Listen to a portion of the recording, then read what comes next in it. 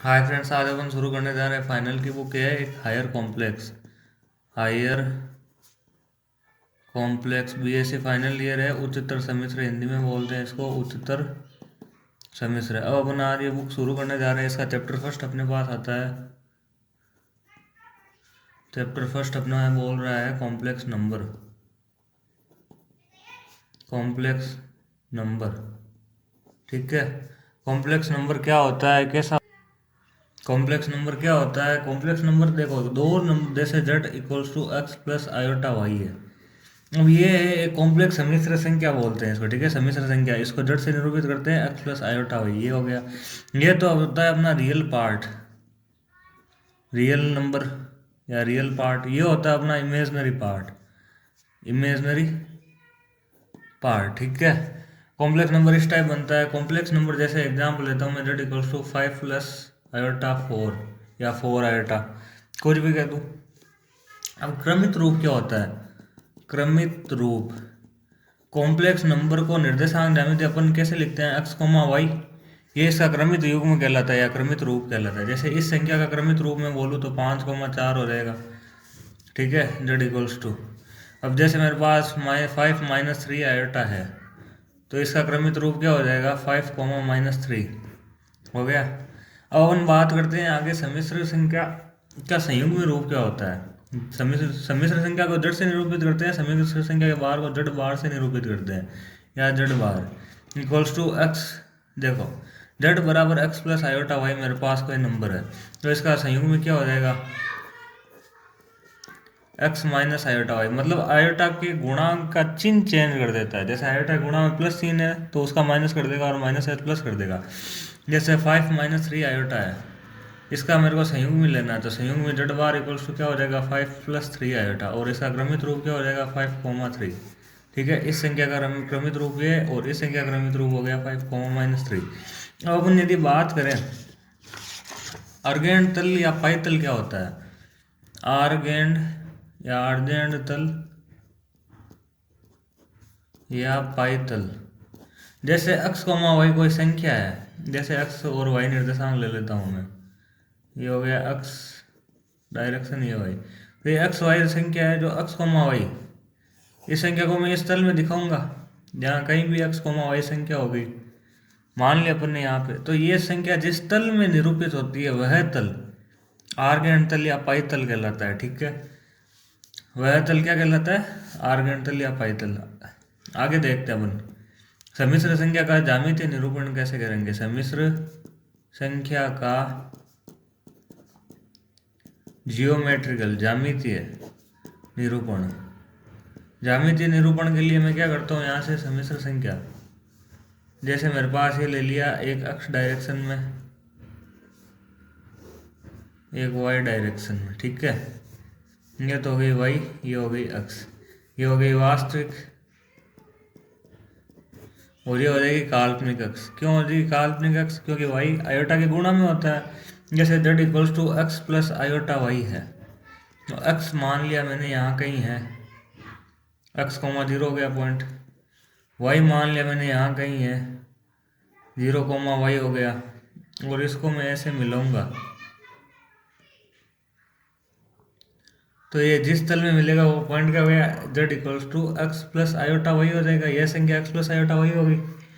और मैंने क्या किया, यहाँ से इसको मैंने यहाँ से मिला दिया, मतलब ये होगी दूरी y और ये हो जाएगी मेरी x अक्ष, और ये हो गया इसका r परिणामी r इक्वल्स टू क्या हो जाएगा, root x square plus y square. परिणामी यही होता है। और अगर मैं ये एंगल मानूँ तो हो गया मेरे पास थीटा। अब देखो, अब अपन बात करते हैं यहाँ परिणामी क्या है। परिणामी को अपन बोलते हैं मापांक, और इंग्लिश में कहते हैं मोड, ठीक है। मोड क्या होता है, किसी संख्या का मापांक। जैसे कोई z है x प्लस आयोटा वाई, तो इसका मेरे पास मोड लेना है, तो मोड z इक्वल्स टू क्या हो जाएगा, रूट x का स्क्वायर प्लस आयोटा को छोड़कर बाकी का स्क्वायर वाई स्क्वायर आ जाएगा, ठीक है। अभी आया कैसे वो अपन देखते हैं।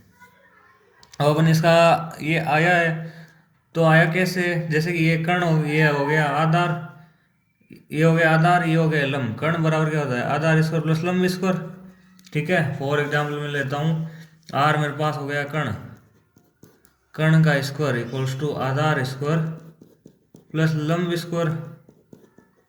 कर्ण कर्ण मेरे पास आर हो गया, आर का स्क्वायर इक्वल्स टू क्या हो गया x square plus y square, इसीलिए आर क्या हो जाएगा मेरे पास root x square plus y square हो गया। ठीक है, अब अपन आगे चलते हैं। अच्छा मेरे को यहाँ से मोड समझ में आ गया। अब अपन बात करेंगे आराम से, वापस से मोड जेड देख लेते हैं। मोड जेड मापांक क्या होता है, मोड जेड जैसे आर बराबर मोड जेड हो गया मेरे पास, यहाँ से आर बराबर मोड जेड मतलब x square plus y square हो गया। कैसे होगा ये आर बराबर मोड जेड, यहाँ से देखो अपने पास आर बराबर क्या आ रहा है root x square plus y square, और मोड जेड बराबर क्या होता है root x square plus y square, मतलब आर बराबर आ गया मेरे पास मोड जेड बराबर ये आ गया। अब ये होती क्या है, जैसे अपन को निकालना है z equals to x plus iota y, इसका मापांक अगर मैं निकालूँ r equals to mod z equals to root real number of z, real number part of z का whole square plus imaginary part of z का whole square, इसको मैं ऐसे लिख सकता हूँ, ये होता है मेरे पास मोड जेड। ठीक है, अब यहाँ पर रियल नंबर ऑफ जेड क्या है मेरे पास, ये तो हो गया एक्स, और इमेजनरी ऑफ जेड क्या है, ये हो गया मेरे पास इस सम्मिश्र संख्या के हिसाब से वाई। ठीक है, अब हम पढ़ते हैं आगे सम्मिश्र संख्या के मापांक के गुण, सम्मिश्र संख्या के मापांक के गुणधर्म, सम्मिश्र संख्या के मापांक के गुणधर्म मोड के प्रॉपर्टीज की बात कर लेते हैं।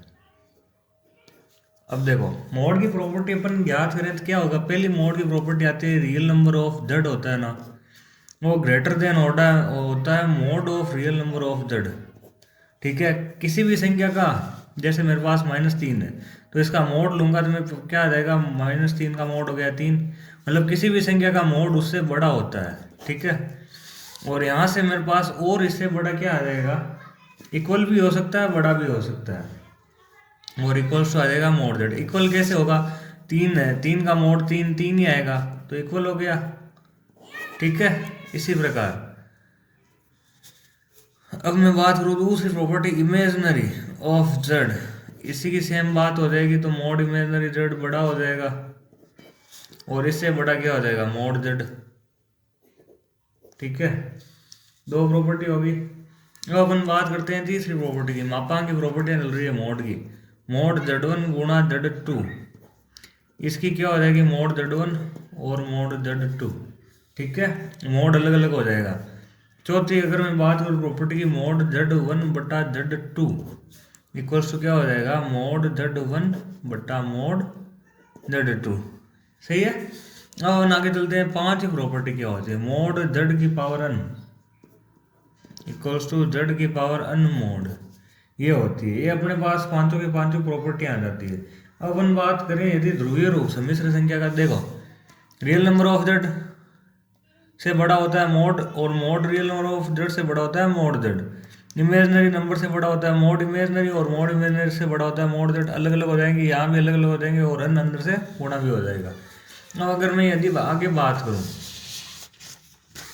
अब यदि मैं आगे बात करूँ कि सम्मिश्र संख्या का ध्रुवीय रूप पोलर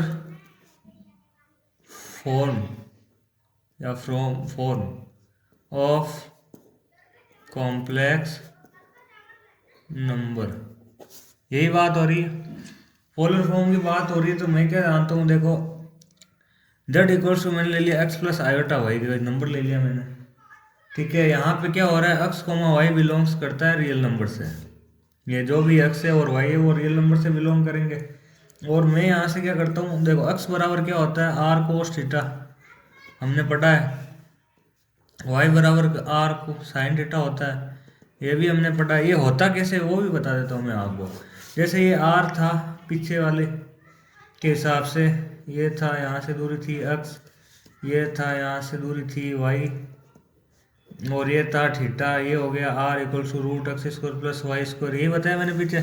अब मैं आर को क्या एक्स एक्स के डायरेक्शन में लेके आऊँ, मतलब घटक लूँ, तो ये क्या हो जाएगा आर कोस थीटा, और मतलब कोण के साइड लेके आऊँ तो कोस थीटा, कोण से दूर लेके जाऊँ तो ये हो जाएगा आर साइन थीटा। ठीक है, अब मैं यदि बात करूँ कि मोड जेड की बात करूँ तो मैंने कहा था आर होता है, कैसे होता है, root r square cos square, ये क्या हो जाएगा x square plus y square होता है। तो मोड जेड इक्वल्स टू यहाँ से क्या हो रहा है, एक्स की मैं वैल्यू रख दूँ r square cos square theta plus y की वैल्यू रख दूँ r square sine square theta, आ गया mod z equals to r आ गया रूट से बाहर, अंदर बच गया cos square theta plus sine square theta, क्या होता है 1, मतलब यहाँ से मेरे पास क्या आ गया मोड जेड इक्वल्स टू होता है आर। एक प्रॉपर्टी और आ गई इंपॉर्टेंट है, अर्ग में काम आएगी आगे। अब मैं यदि बात करूँ आगे, अब यहाँ से अगर मैं बात करूँ तो क्या आ जाएगा मोड, देखो जेड इक्वल्स टू मैंने क्या माना था एक्स प्लस आयोटा वाई, मैं यहाँ से एक्स और वाई की वैल्यू रख देता हूँ आर कोस थीटा और आर साइन थीटा रख देता हूँ। तो एक्स हो गया r cos theta plus iota y हो गया आर साइन थीटा, आ गया। तो यहाँ से मेरे पास क्या आ रहा है जेड इक्वल्स टू मेरे पास आ गया आर कॉमन, ठीक है। जेड इक्वल्स टू ये क्या होता है कोस theta plus iota sine theta होता है ए की पावर आयोटा थीटा, ठीक है। अब आगे यहाँ से ये आ गया जेड का मेरे पास पोलर फॉर्म, मतलब z x plus iota y तो होता है कार्तीय रूप में, और ये होता है पोलर फॉर्म में ध्रुवीय रूप में, ये हो गया पोलर, ठीक है। अब अपन आगे बात करते हैं यदि पोलर फॉर्म को दिखाएंगे कैसे, तो मैं बात करूँ ये हो गया x equals to r cos theta, ये हो गया y equals to r sine theta, और ये हो गया अपने पास आर, ये हो गया एंगल, ये हो गया आर, और ये क्या हो जाएगा पॉइंट पी, पी को आर कोमा थीटा, ध्रुवीय रूप यही होता है, ठीक है। और अपन इसको क्या लिख सकते हैं एक्स कोमा वाई के रूप में भी दिखा सकते हैं क्रमित रूप में। अब मैं आगे बात करूँ कोणांक की, यहाँ से एक चीज और निकल के आती है, कोणांक क्या होता है, सम्मिश्र संख्या का कोणांक, या इसको कहते हैं अर्ग के रूप में भी निरूपित करते हैं। देखो अब इसी सम्मिश्र संख्या का कोणांक अगर मैं बात करूँ तो थीटा इक्वल्स टू क्या हो जाएगा टेन इनवर्स, और यहाँ से क्या आएगा वाई अपॉन एक्स, यही आएगा कोणांक यहाँ से। यदि मैं बात करूँ कैसे आया ये भी बता देता हूँ, यहाँ से मैंने डाला, ये हो गई मेरे पास एक्स एक्स, यहाँ से यहाँ तक की दूरी एक्स, ये हो गई मेरे पास वाई, तो टेन थीटा निकालूँ मैं, टेन थीटा इक्वल्स टू क्या आ जाएगा y upon x, then theta equals to क्या आ गया tan inverse y upon x, आ गया। कोणांक किसको कहते हैं थीटा को। और यहाँ पर अगर मैं बात करूँ कोणांक को निरूपित कैसे करते हैं, कोणांक को या कोणांक का निरूपण, इसको थीटा भी कहते हैं, इसको अर्ग जड़ भी कहते हैं, ठीक है। मतलब क्या हो जाएगा अर्ग जड़, और इसको एम्पलीट्यूड जड़ भी कहते हैं, ये तीन चीजें कहते हैं कोणांक को, थीटा भी कहते हैं, अर्ग जड़ से भी शो करते हैं, एम्पलीट्यूड ऑफ जड़ से भी शो करते हैं। यहाँ से मेरे पास अर्ग जड़ क्या आ रहा है थीटा इक्वल्स टू क्या आ रहा है tan inverse y upon x, आ गया। अब किसी भी संख्या का कोणांक की जो रेंज होती है, रेंज यदि बात कर लेता हूं तो कोणांक की जो रेंज होती है माइनस पाई से अर्ग जड़ से लेके प्लस के पाई तक की होती है, ये होती है कोणांक की रेंज। मतलब क्या होता है माइनस पाई से तो छोटा होता है, जैसे कि मैं बात कर लूँ यदि निर्देशांक की, तो यहाँ से क्या हो गया ये तो हो गया प्लस का पाई, ये हो गया जीरो, ये हो गया 2 पाई, और इसको माइनस पाई भी कहूँगा मैं, ठीक है। और ये हो गया अपने पास पाई बाई 2, और ये हो गया 2 पाई बाई 3, मतलब रेंज इसकी क्या हो जाएगी माइनस पाई से छोटी और प्लस पाई तक के से बड़ी होगी, ठीक है। मतलब इसकी रेंज यहाँ से लेके यहाँ तक की होगी, इस नीचे वाले भाग में होगी स्थित अर्ग कोणांक, इसका मतलब ये होता है, ठीक है। अब हम बात करें कि जो कोणांक निकालने का तरीका होता है arg z equals to tan inverse y upon x, इसके लिए कोई पर्याप्त सूत्र नहीं है, मतलब ये इसके लिए इनफ नहीं है। इनफ क्यों नहीं है, क्योंकि चतुर्थांश में क्या होता है सब कुछ अलग अलग होते हैं। जैसे मैं बात करूं यहाँ की, यहाँ पे तो ऑल पॉजिटिव हो जाएंगे, यहाँ पे क्या होता है साइन और कोसेक, यहाँ पे होता है टेन और कोट, और यहाँ पे क्या होता है सेक और कोस, ठीक है, ये होता है सिस्टम। तो यहाँ पे क्या हो गया, सब में कोणांक अलग अलग हो रहे हैं। जैसे यहाँ पे x कोमा वाई, ये क्या हो गया, यहाँ से नेगेटिव में आ रहा है x minus x comma y. ये यहाँ से क्या आ रहा है, नीचे आ रहा है, मतलब minus x comma minus y. और ये यहाँ पे क्या आ रहा है, x positive y negative, x positive और माइनस वाई नेगेटिव। ठीक है, ये सिस्टम होता है। मतलब यहाँ पे अपन अर्घ दिखाएंगे वो अलग अलग डायरेक्ट रूप का होता है। अब मैं बात कर लूँ यदि ये प्रथम चतुर्थांश की, प्रथम चतुर्थांश, एक्स भी पॉजिटिव वाई भी पॉजिटिव, तो यहाँ से मेरे पास अर्घ जेड इक्वल्स टू क्या आ गया, tan inverse y upon x होता है। वाई भी पॉजिटिव एक्स भी पॉजिटिव, सीधा सीधा आ गया। ये बात करूँ सेकंड चतुर्थांश की, यदि मैं बात करूँ सेकंड चतुर्थांश की, सेकंड में क्या हो जाएगा, एक्स तो हो जाएगा नेगेटिव और वाई हो जाएगा पॉजिटिव। ये अपन जानते हैं। देखो होता क्या है, जैसे अब मैं यही बता दूं, एक्स वाई इस डायरेक्शन में आते ही एक्स नेगेटिव और वाई, ये वाई अभी भी पॉजिटिव है, ऊपर जा रहा है। इस डायरेक्शन में आती थी दोनों नेगेटिव, और इस डायरेक्शन में आती है एक्स पॉजिटिव और वाई नेगेटिव आ गया। ठीक है, ऐसा कुछ सिस्टम होता है।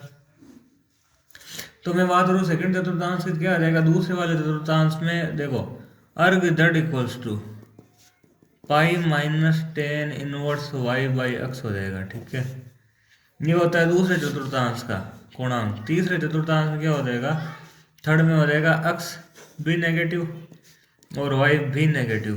तो यहाँ पे अर्घ जेड निकालने का तरीका क्या हो जाएगा, कोणांक निकालने का, minus pi plus tan inverse y by x होता है। ठीक है, और फोर्थ में क्या हो जाएगा, arg z equals to minus tan inverse y by x होता है। ठीक है, ये होता है कोणांक निकालने के सूत्र, चारों के आगे इंपॉर्टेंट है, काम आएंगे आगे। ये निकाले कैसे, ये भी आपको पता चल गया होगा। अर्घ जेड, ये देखो,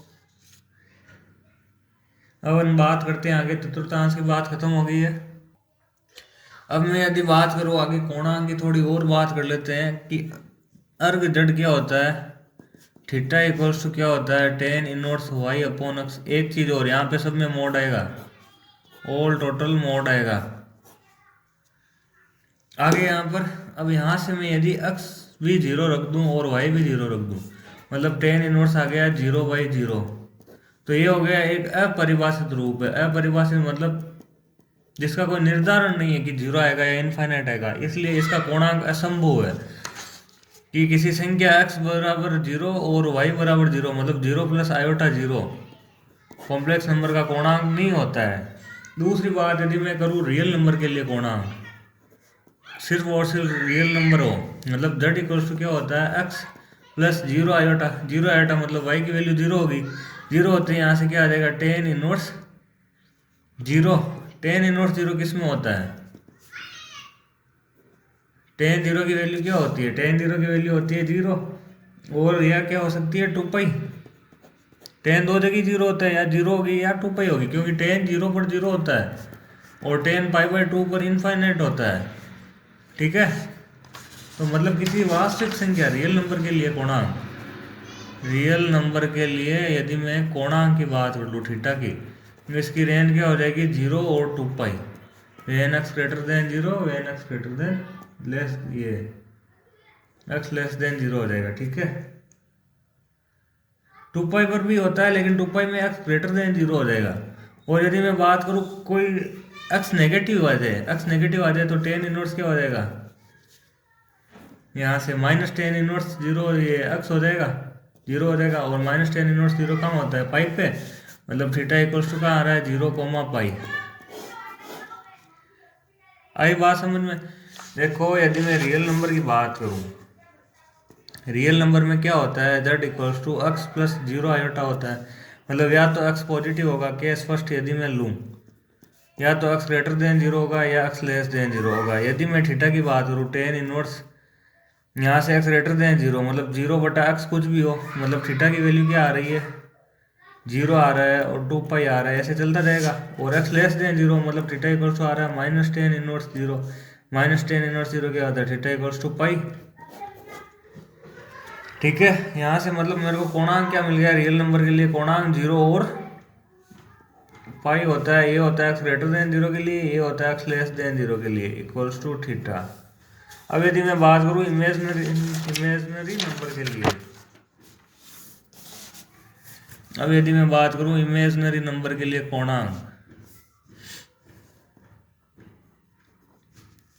कोणांक की बात कर दूं तो यहां से क्या हो जाएगा, z equals to 0 plus iota y. तो अर्ग z या थीटा इक्वल्स टू क्या आ गया, tan इनवर्स, और क्या आ जाएगा y/0। इनफाइनाइट आ रहा है तो यहाँ से मेरे पास क्या आ जाएगा कि यहाँ से थीटा इक्वल्स टू परिभाषित हो रहा है +π/2 से -π/2 पर ही इनफाइनाइट होता है। ठीक है, वही tan इनवर्स इनफाइनाइट की वैल्यू में निकालूं तो क्या हो जाएगा, tan inverse tan 90, tan inverse tan 90 की वैल्यू क्या होती है, इनफाइनाइट आ रहा है, tan से tan कट गया 90, 90 मतलब π/2। समझ में आ गया। और यदि माइनस अनंत आ रही है तो -π/2 हो जाएगी। मतलब इमेजनरी नंबर के लिए जो कोणांक होता है थीटा इक्वल्स टू +π/2 से -π/2 हो सकता है, +π/2 या -π/2 हो सकता है, वेन जब y greater than 0 and then y less than 0।